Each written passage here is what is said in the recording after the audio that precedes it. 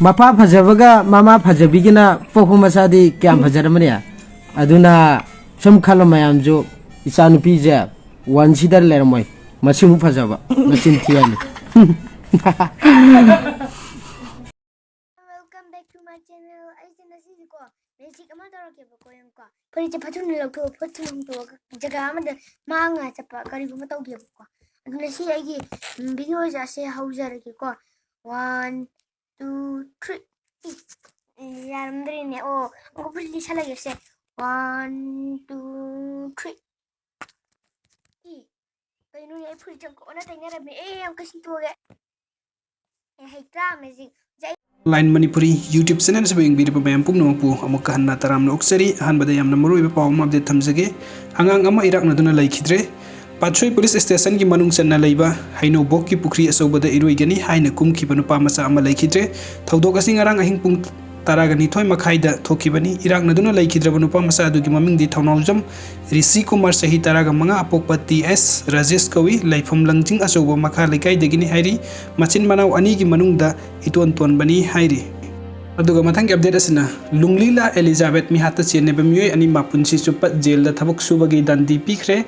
tabada aki tujungai orba thodok Little Flower School da class 3 da tamliba mahiroi Lunglilla Ellizabeth mihat ke thodok ta chennaba mioi ani punsi suba jail da thabak subagi dandi pikre ing kumja lising ani ahumgi November ahumda yamna thamoi sokningai oiba thodok amada matam aduda state government ki minister oikiba Francis ngajokpagi sahi nipan tangairiba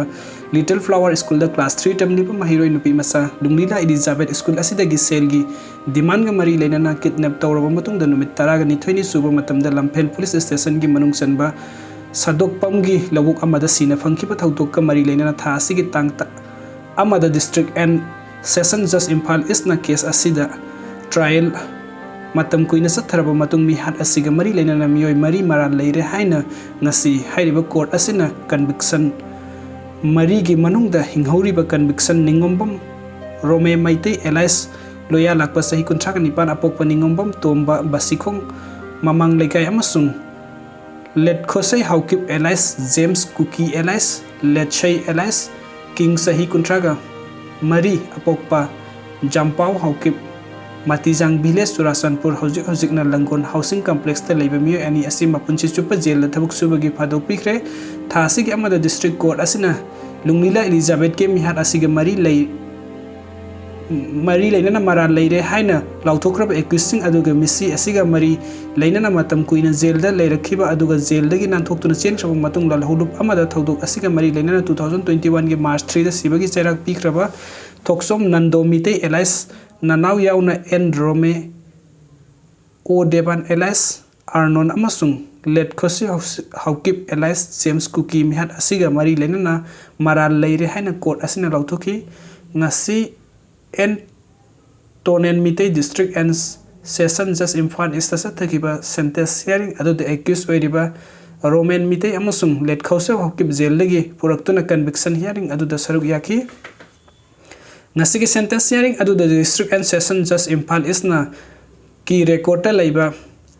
material sing kupna yenglaba matung da leikhidra victim Lunglilla Ellizabeth asi accusing asina conspiration tawduna selgi demand gi damak kidnap tawraba matung da 2003 gi November ahum dagi sahi adu gi November taraga mari phawbam makhoi gi custody da thamlaba matung da minungsi leitana hatkibani nupi masa asida rape tawkhibagi evidence sing leite haina observation pibaga loinana accused oiriba ningombam Roman Maitei Elias Roman Elias Michael Elias Romesh Elias loya lakpa asi bail da laikhraba sum haki bail asi ngasi conviction order ga konana kakhi loinana mahak ngasi phawba judicial custody da leigadabani haina order takhi aduga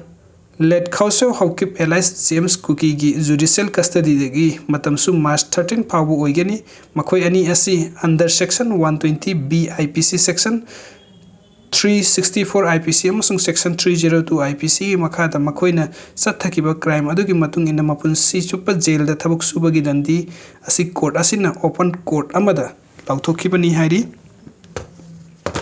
video se yengbi damakta mayam pumna pumuka natagachari anoba update ki damakta nuksi video na subscribe to biramu thank you so